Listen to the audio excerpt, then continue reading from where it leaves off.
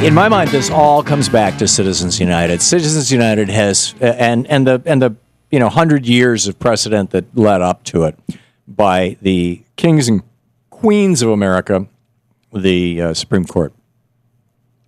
Citizens United has fundamentally changed the American political landscape. I mean, back in 2010, thanks to the infinite wisdom of the 5 right-wing Supreme Court justices, our democracy was changed forever. With that Citizens United decision, when they struck down McCain-Feingold, we lost control over our government and our democracy, and we lost it to the multimillionaire moguls, the billionaire tycoons, and the giant transnational corporations.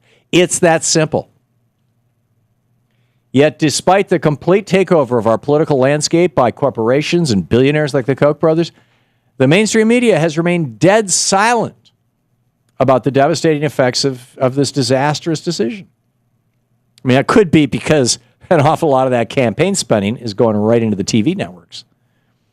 But the result of this, and the local stations, the result of this is that the majority of Americans have no clue what Citizens United means or the damage it's done to our democracy and our way of life. Basically, Citizens United lets a few dozen cranky right-wing billionaires like Charles and David Koch threaten every single Republican member of Congress with a Tea Party primary challenger. You know, the Republicans used to be afraid that a Democrat would challenge them in their district. But they've gerrymandered these districts so much that they don't care about that anymore. Now what they worry about, now instead of working with Democrats to find a bipartisan middle road for the country, as Republicans traditionally have done, now they have to compromise with or do the bidding of the right-wing billionaires and their Tea Party mouthpieces in Congress. And if they don't, guess what? You have a Tea Party primary challenge. I mean, it's happening right now. It's happening right now to John Boehner. It's why our country is shut down. John Boehner could have just called for a vote last night in the House of Representatives. He simply could have said, let's vote on a clean continuing resolution. The Senate sent it over. Let's vote on it. And if the House doesn't want it, let them vote it down.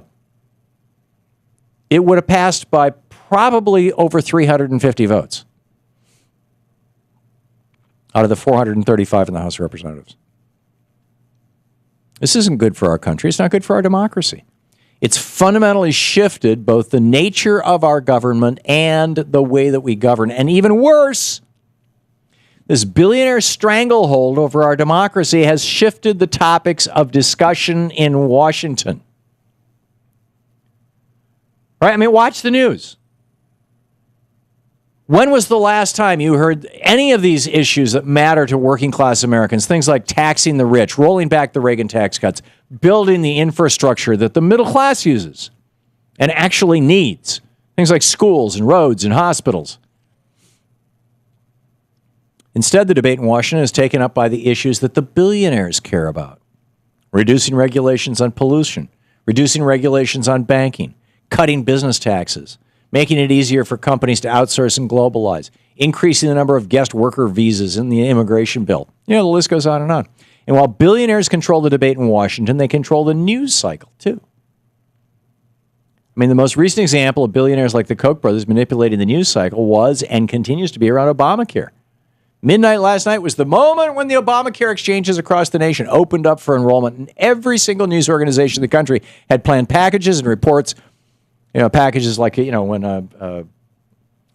you see the news person says, and now Jim will tell us all about it. And Jim has a nice little pre-recorded piece, right? So they had all these things together about Obamacare, what it is, how to sign up for it, how the exchange works, all the details. They were lining up Obamacare experts as guests for September 30th and October 1st on radio and TV stations across the country. And all that radio and television coverage would have given the equivalent of millions of dollars worth of advertising to Obamacare and thus caused tens of millions of young people to learn about the program, get excited about the program, and begin signing up right away. Which you can do, by the way, right now at healthcare.gov. Don't go anywhere else.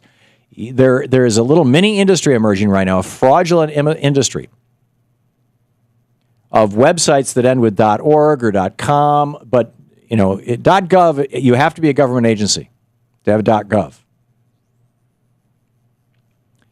And healthcare.gov is the only place.